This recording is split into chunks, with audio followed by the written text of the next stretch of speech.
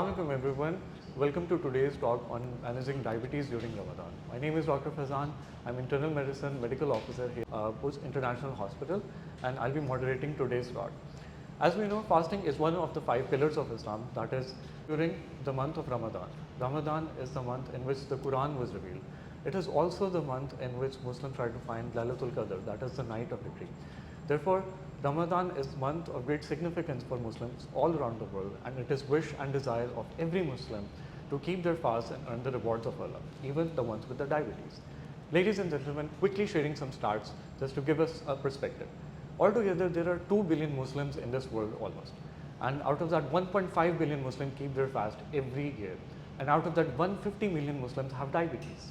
According to International Diabetes Federation, Pakistan ranks number 1 in the list of maximum majority Muslim country with highest number of diabetes patients, that is 33 million, with highest prevalence rate of 30% and highest death rate of 400,000 deaths each year due to diabetes.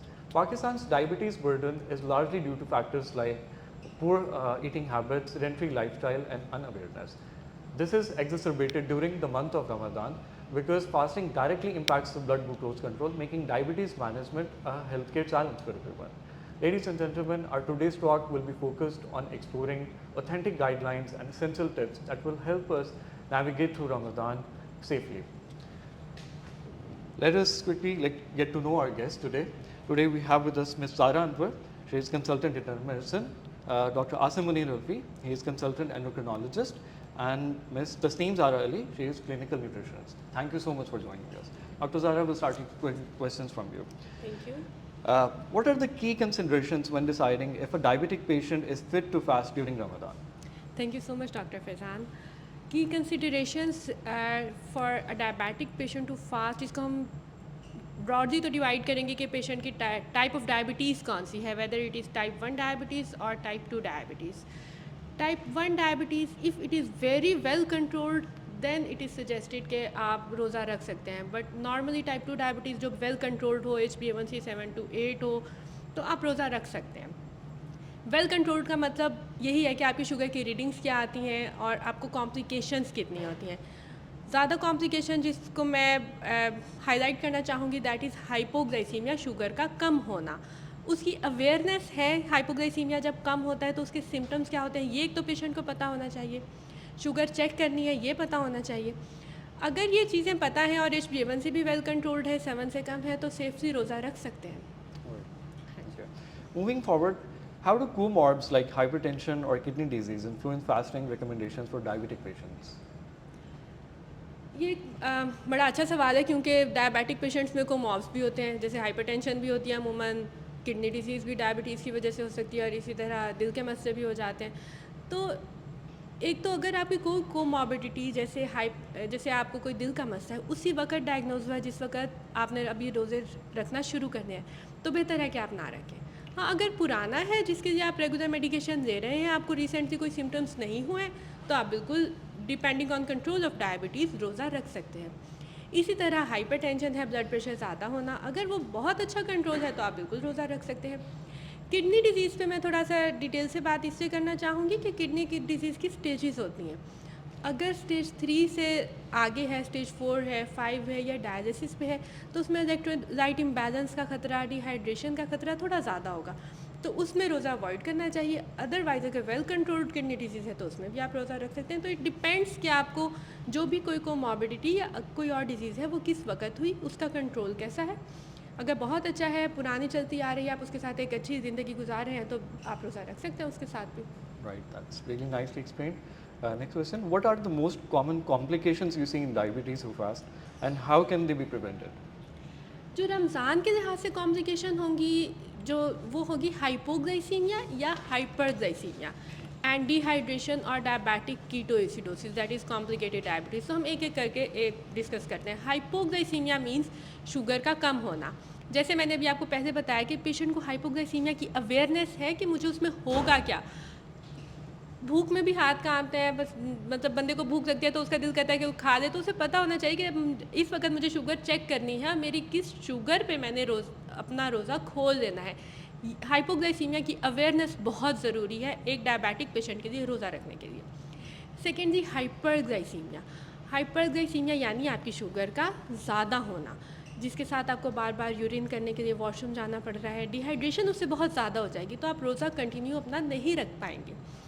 ये complication है। Second जी dehydration, जिसका मैंने अभी जिक्र किया है। फिर complicated hyperglycaemia जैसे डायबिटिक कीटोएसिडोसिस या हाइपरग्लाइसीमिक हाइपरऑस्मोलर स्टेट, जिस कंडीशन में पेट में दर्द होता है, उल्टियाँ आती हैं, यानी आपको शुगर है और आपने रोज़ा रखा हुआ है और आपकी तबीयत ख़राब हो रही है, जिसमें आपके पेट में दर्द हो रहा है, आपको उल्टियाँ आ रही हैं, बेहोशी भी हो सकती है, तो फ़ौरन हॉस्पिटल जाना चाहिए। और अगर ऐसा इवेंट हो तो आपको रोज़ा आगे रखने से एहतियात करनी चाहिए।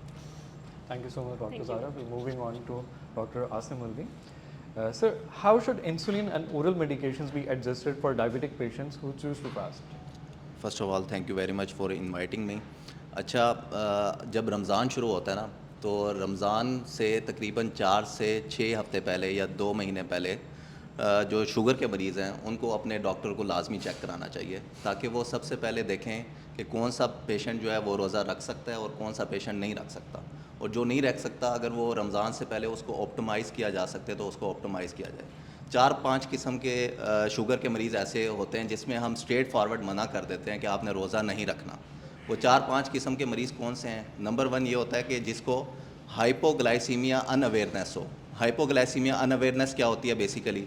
वो ये होती है कि जब शुगर लो होती है ना, कुछ अलामात महसूस होती हैं शुगर के मरीज़ को, ठीक है। उसमें पसीने आना शुरू हो जाते हैं, घबराहट होती है, दिल की धड़कन तेज़ हो जाती है, भूख लगना शुरू हो जाती है, चक्कर आना शुरू हो जाते हैं, या शुगर बहुत ज़्यादा लो हो जाए तो मिर्गी का ख़तरा हो सकता है, या लॉस ऑफ कॉन्शियसनेस यानी कि बेहोशी का ख़तरा होता है।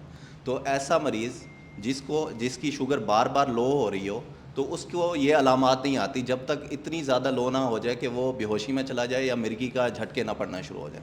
तो इसको कहते हैं हाइपोग्लाइसीमिया अनअवेयरनेस, यानी कि शुगर लो होती है लेकिन उसको शुगर के मरीज़ को पता नहीं चलता।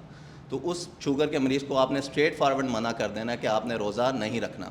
फिर जैसे मैडम ने बात की कि शुगर का मरीज़ है, उसके साथ गुर्दे का मसला है, तो गुर्दे को हम एक सिंपल टेस्ट से चेक करते हैं जिसको कहते हैं EGFR। EGFR का मतलब ये होता है कि किडनी कितनी जो है ना वो ब्लड को फ़िल्टर कर रही है, ठीक है। अगर किसी की EGFR जो है 30 से नीचे है, यानी कि 30 से कम है, तो आपने उसको स्ट्रेट फॉरवर्ड मना कर देना कि आपने रोज़ा नहीं रखना।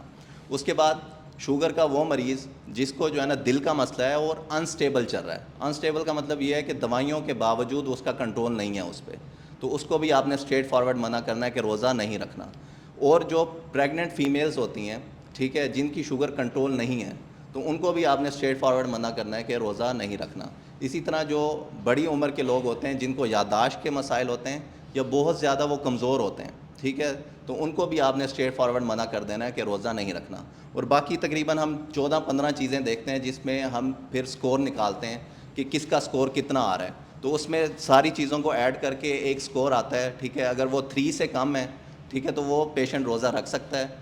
3.5 से 6 के दरमियान आ रहा है तो हम उससे पेशेंट से डिस्कस करते हैं, वो रख भी सकता है, नहीं भी रख सकता, ठीक है। अगर 6 से ऊपर है, ठीक है, तो आपने स्ट्रेट फॉरवर्ड मना कर देना है। वो पूरा एक स्कोर होता है, उसका चार्ट होता है जिसको हम देख के पेशेंट को एडवाइस करते हैं। अब जो आपने मुझसे क्वेश्चन किया है, इसमें दवाइयों को एडजस्ट करने में एक सिंपल सा रूल आपने याद रखना है। शुगर की मैनेजमेंट की 2 किस्म की दवाइयाँ होती हैं, ठीक है। एक वो दवाइयाँ होती हैं जिसके साथ शुगर लो होने के चांसेस बहुत कम होते हैं, ठीक है, और एक वो दवाइयाँ होती हैं जिसके साथ शुगर लो होने के चांसेस ज़्यादा होते हैं, ठीक है। जिनके साथ लो होने के चांसेस कम होते हैं उसमें मेटफॉर्मिन जैसे ग्लूकोफेज है, उसके साथ लो होने के चांसेस कम है। इसी तरह SGLT2 जिसमें एम्पाग्लिफ्लोजिन, डैपाग्लिफ्लोजिन, अर्टोग्लिफ्लोजिन, इसके साथ शुगर लो होने के चांसेस कम है। इसी तरह एक और होती है पायोग्लाइटाजोन, ठीक है, उसके साथ शुगर लो होने के चांसेस कम है।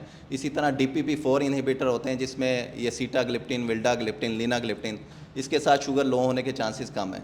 तो ऐसी दवाइयाँ जिसके साथ शुगर लो होने के चांसेस कम है, तो उसकी डोज़ को रमज़ान में भी नहीं छेड़ा जाता, ठीक है, उसको वही सेम डोज़ रखनी होती है, ठीक है। लेकिन हम उसकी टाइमिंग को एडजस्ट कर सकते हैं। जैसे कोई SGLT2 सुबह के टाइम ले रहा है तो हम उसको कहते हैं अफ्तारी के टाइम ले लें।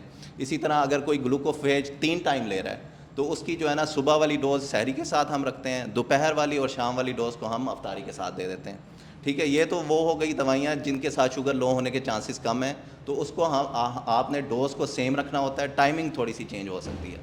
जो दवाइयाँ जिनके साथ शुगर लो होने के चांसेस ज़्यादा हैं वो दो किस्म की होती हैं, एक तो इंसुलिन्स होती हैं, दूसरी सल्फोनाइल यूरियाज होती हैं। ठीक है, सल्फोनाइल यूरियाज में भी अब दो किस्म की हैं।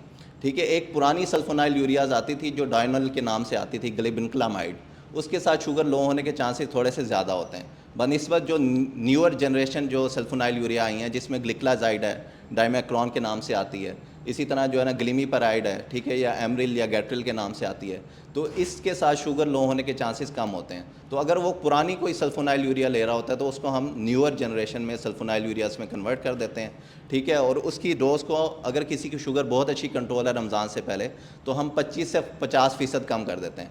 फॉर एग्जांपल, अगर कोई मरीज़ जो है ना गैट्रिल या एमरिल की 4 मिलीग्राम की गोली ले रहा है, ठीक है, तो उसकी 25% 1 मिलीग्राम कम होगा, ठीक है, और 50% जो है ना 2 मिलीग्राम कम होगा। तो 4 मिलीग्राम को हम 3 मिलीग्राम या 2 मिलीग्राम में दे सकते हैं, और हम अफ्तारी के साथ प्रेफर करते हैं कि उस टाइम दे दें। और इसी तरह जो इंसुलिन्स हैं, उसकी डोज़, क्योंकि उसके साथ भी शुगर लो होने के चांसेस ज़्यादा हैं, तो उसकी डोज़ को भी एडजस्ट करना पड़ता होता है। और इंसुलिन अब मुख्तलिफ़ किस्म की होती हैं। एक इंसुलिन होती हैं जो लॉन्ग एक्टिंग होती हैं, जो 24 घंटे तक जिस्म में रहती हैं। ठीक है, अगर किसी का HbA1c जो 3 महीने का शुगर का टेस्ट है वो 7.5% से कम है और वो सिर्फ बेसल इंसुलिन ले रहा है, तो हम उसको 15 से 30% जो है ना उसकी डोज़ को कम कर सकते हैं। फॉर एग्जांपल, कोई 10 यूनिट लगा रहा है तो 15% उसका 1.5 यूनिट बनेगा और 30% उसका 3 यूनिट बनेंगे, तो उसको हम 10 यूनिट से 7 यूनिट कर देंगे। ठीक है, तो बेसल इंसुलिन को ऐसे ही। तो दूसरी जो कोई अगर 2 टाइम वाली लगा रहा है, 70-30 वाली इंसुलिन लगा रहा है, तो उसमें हम आम दिनों में क्या करते हैं कि 2/3 मॉर्निंग में दे रहे होते हैं, 1/3 इवनिंग में दे रहे होते हैं। तो रमज़ान में उलट कर देना होता है, क्योंकि रमज़ान में सहरी कम होती है और अफ्तारी ज़्यादा होती है, तो हम मॉर्निंग वाली 2/3 वाली डोज़ को हम अफ्तारी के साथ कर देते हैं, और रात वाली जो डोज़ है 1/3 वाली उसको सहरी के साथ करते हैं और उसको 25 से 50% कम कर देते हैं। तो बस सिंपल आपने ये याद रखना है, वो दवाइयाँ जिसके साथ शुगर लो होने के चांसेस कम हैं उसकी डोज़ को एडजस्ट नहीं करना, उसकी टाइमिंग को एडजस्ट कर सकते हैं, और जिनके साथ शुगर लो होने के चांसेस ज़्यादा हैं तो उसको हम 25 से 50% जो है ना वो कम कर सकते हैं। तो that's it. Okay, thank you. Dr. Aslam, could you tell us about the warning signs that a fasting diabetic should immediately break their fast? अच्छा, तो अब शुगर के मरीज़ को किन अलामात के साथ या कब जो है ना अपना रोज़ा खोल देना चाहिए, ये इंपॉर्टेंट चीज़ होती है, क्योंकि आप किसी की लाइफ को रिस्क पे नहीं डाल सकते। और ये जो है ना गाइडलाइंस जो साइंटिफिकली भी प्रूवन है और दूसरे जो मुख्तलिफ फ़िक़ा के जो उलमा हैं उसका भी कंसेंसस है कि इस सूरत में रोज़ादार जो है अपना रोज़ा फ़ौरन खोल सकता है। एक नंबर 1, जब शुगर लो हो। ठीक है, जब शुगर लो होती है तो उसकी 2 किस्म की अलामात होती हैं। एक अलामात होती हैं जिसको हम एड्रीनर्जिक सिम्टम्स कहते हैं। उसमें क्या होती हैं वो सिम्टम्स, उसमें पसीने ज़्यादा आ रहे होते हैं, दिल की धड़कन तेज़ होती है, हाथ कांपना शुरू हो जाते हैं, हेडेक स्टार्ट हो जाता है, तो ये इसको कहते हैं हम एड्रीनर्जिक सिम्टम्स। एक होती है न्यूरोग्लाइकोपेनिक। न्यूरोग्लाइकोपेनिक क्या होती है कि जब ब्रेन को शुगर की सप्लाई कम होती है तो उसकी वजह से कुछ सिम्टम्स आती हैं, उसमें कंसंट्रेशन थोड़ी सी लो होना शुरू हो जाती है, या फिर जो है ना पेशेंट बेहोशी की तरफ जाना शुरू कर देता है। तो अगर किसी को शुगर की लो होने की ऐसी अलामात आ रही हैं तो फ़ौरन वो शुगर चेक करे, और अगर 70 से नीचे है तो फ़ौरन अपना रोज़ा खोल दें। अगर 70 से नीचे नहीं है, 70 से 90 के दरमियान में है, ठीक है, तो वो 1 घंटे के बाद शुगर चेक करेगा पेशेंट। अगर 1 घंटे के बाद 70 से नीचे हो गई है तो रोज़ा खोल देना है। ठीक है, और कुछ इसमें यह भी आ जाता है कि अगर बिल्कुल अफ्तारी का टाइम करीब है और पेशेंट थोड़ा सा रेस्ट करके अपना टाइम वो गुजार सकता है, मतलब अभी 5-10 मिनट पड़े हैं, ठीक है, तो पेशेंट अगर रेस्ट कर सकता है और उसके साथ उसको बेयर कर सकता है तो वो उसको एक्सटेंड भी कर सकता है। और दूसरा गाइडलाइंस ये कहती हैं कि शुगर जब अगर 300 से किसी की ज़्यादा हो जाए, ठीक है, और उसके साथ उसको अलामात आ रही हैं जैसे पेशाब बार बार आ रहा है, मुंह खुश्क हो रहा है, पेट में दर्द हो रहा है, उल्टी मतली हो रही है, या पेशेंट सिक फील कर रहा है यानी कि बीमार फील कर रहा है, तो 300 से ऊपर शुगर हो तो वो रोज़ा फ़ौरन खोल दे। तो 2 ऐसी अलामात हैं जिसमें वो रोज़ा खोल सकता है। और प्रेगनेंसी में अगर कोई प्रेग्नेंट फ़ीमेल है और उसके साथ उसको फीटल मूवमेंट्स जो है ना कम फील हो रही हैं या सिक फील कर रही है तो वो भी रोज़ा उस टाइम खोल सकती है। Okay. Moving forward, are there any new advancements or guidelines in diabetes management during Ramadan that patients should be aware of? हाँ, तो न्यू अगर एडवांसमेंट की बात करें तो न्यू एडवांसमेंट तो बहुत ज़्यादा आ चुकी हुई हैं। अनफॉर्चुनेटली हमारा लो सोशो इकनॉमिक कंट्रीज़ में इतना ज़्यादा अफोर्डिंग पेशेंट नहीं होते, तो वो वाली एडवांसमेंट इतनी हम ज़्यादा यूज़ नहीं कर सकते। जैसे कि अब एक मशीन आ गई है जो पूरे 24 घंटे के लिए शुगर चेक करती रहती है, जिसको हम CGM कहते हैं, फ्री स्टाइल लिब्रे के नाम से आती है, 14 दिन के लिए लग जाती है।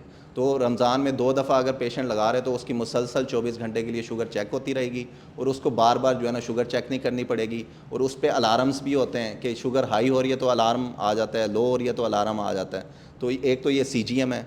दूसरा जो है ना, जो टाइप 1 डायबिटिक हैं, ठीक है, या जो टाइप 2 डायबिटिक हैं और काफ़ी ज़्यादा इंजेक्शन लगाते हैं, दिन में 4-5 दफ़ा इंसुलिन का इंजेक्शन लगाते हैं, मल्टी डोजिंग इसको कहते हैं, तो वो ऐसे पेशेंट्स के लिए इंसुलिन पंप्स भी लगाए जा सकते हैं, ठीक है। तो इंसुलिन पंप भी न्यूअर एडवांसमेंट में है, ठीक है। और पहले जो गाइडलाइंस 2021 में एक है इंटरनेशनल डायबिटिक फेडरेशन, 2019 में एक रिसर्च हुई थी जो मीना रीजन्स है, जिसमें ये सऊदी अरब और ये कतर वगैरह ये सारे, इनमें जो है ना कुवैत, इसमें एक स्टडी हुई थी कि रमज़ान में जो मुसलमान रोज़ा रखते हैं तो उसमें शुगर लो होने के चांसेस जो है ना 28% थे। तो फिर उन्होंने गाइडलाइंस डेवलप की 2021 में, जिसमें हमने पहले क्वेश्चन में बात की कि दवाइयों को एडजस्ट करने के बाद तो ये हाइपोग्लाइसीमिया का इंसिडेंस जो है ना कम हो गया। तो अब गाइडलाइंस के मुताबिक अगर हम चलें तो शुगर लो होने के या हाई होने के चांसेस कम होते हैं। तो अब जो है ना काफ़ी ज़्यादा सेफली जो है ना हमारे पेशेंट जो है ना रोज़ा रख सकते हैं, अगर वो अपने डॉक्टर को पहले विज़िट करते हैं और रमज़ान में उसकी इंस्ट्रक्शन को फॉलो करते हैं। Thank you so much, Dr. Asim. Very nicely explained. Thank you. Moving forward to Ms. Taseem, she is our clinical nutritionist. Ma'am, what is the ideal suhoor and iftar meal plan for diabetics to maintain stable blood sugar levels? And are there any specific foods or ingredients that diabetic patients should avoid or limit during Ramadan? First of all thank you so much for inviting कि इस platform पे हम थोड़ी सी awareness rays कर सकें। मैं reference उन्हीं का दूंगी, इंटरनेशनल डायबिटीज़ फेडरेशन ने ही जब 2021 में हमें गाइडलाइंस प्रोवाइड की हैं तो हमें मील प्लान की भी गाइडलाइंस प्रोवाइड की गई हैं कि सहूर में, अफ्तार में और स्नैक में हमें क्या ब्रेक डाउन करना चाहिए। सो बेसिकली जो सबसे ज़्यादा डायरेक्ट इम्पैक्ट आता है ना किसी भी मैक्रोन्यूट्रिएंट का, कार्बोहाइड्रेट्स, प्रोटीन या फैट्स, ये 3 चीज़ें होती हैं जो हमें एनर्जी प्रोवाइड करती हैं एट द एंड। कार्बोहाइड्रेट्स का सबसे डायरेक्ट इम्पैक्ट होता है 5 मिनट्स टू 30 मिनट्स खाना खाने के बाद वो आपकी ग्लूकोज रेज़ करना शुरू कर देते हैं। सो 2 घंटे के बाद जो आप ग्लूकोज का लेवल चेक कर रहे हैं वो बेसिकली कार्बोहाइड्रेट से आ रहे हैं। प्रोटीन्स एंड फैट्स या लहमियात और चिकनाई जिनको हम कहते हैं, जो गोश्त से और चिकनाई से मिलते हैं, वो ज़्यादा टाइम लगाते हैं हज़म होने में। सो बेसिकली सहरी में प्रोटीन या लहमियात ज़्यादा होनी चाहिए, यानी थोड़ा सा चिकन, मटन, बीफ, मछली, अंडा, इसमें से कोई चीज़ शामिल हो, और थोड़ी सी चिकनाई अफ्तारी की निस्बत ज़्यादा हो। अब इसका ये मतलब नहीं कि हम पराठे में आटे में भी घी डालेंगे और ऊपर भी लगाएंगे। 1 टीस्पून से 1 टेबलस्पून, यानी 1 चीनी वाला चम्मच या चावल खाने वाला चम्मच, इससे ज़्यादा इतनी मिकदार अगर आप अपनी सेहरी में शामिल कर लेते हैं तो ये चीज़ें आपका kind of slow release capsule की तरह काम करती हैं कि आपको ज़्यादा देर तक एनर्जी देते हैं शुरू। लेकिन इसका ये मतलब नहीं कि कार्बोहाइड्रेट्स नहीं होनी चाहिए, वो भी होनी चाहिए।